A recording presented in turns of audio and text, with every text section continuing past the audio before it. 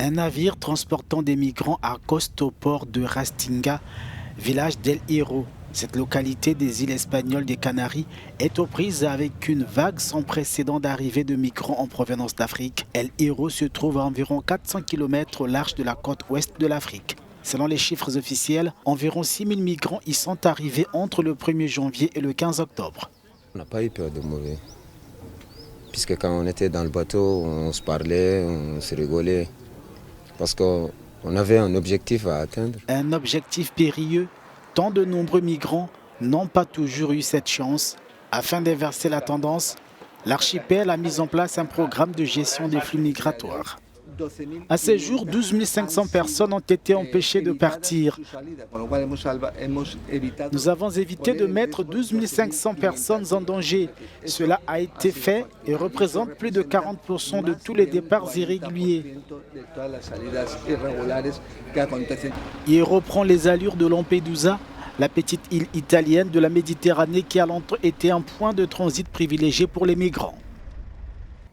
El Hierro est le dernier port dont ils disposent. S'ils n'y arrivent pas à cause du manque de carburant ou parce qu'ils sont à la dérive, parce qu'ils ne savent pas comment s'orienter faute de GPS ou parce que les gardes-côtes ou le radar ne les détectent pas, c'est la fin.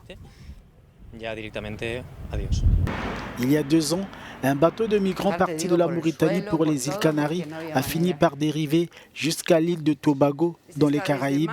Les corps sans vie d'une dizaine de migrants ont été retrouvés à bord. Dans 90% des cas, les corps restent non identifiés et ne sont revendiqués par personne.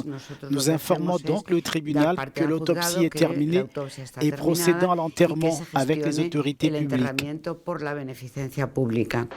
De nombreux migrants reposent dans ce cimetière et ils y sont enterrés anonymement, leur vie ayant été brisée par les eaux troubles de l'Atlantique. Je suis triste pour eux, j'ai pleuré quand je les ai enterrés. J'ai pleuré parce que ce sont des gens qui viennent émigrer. Ils viennent chercher une vie ici, comme nous sommes allés à Cuba ou au Venezuela. Des personnes décédées dans leur quête d'une herbe plus verte ailleurs.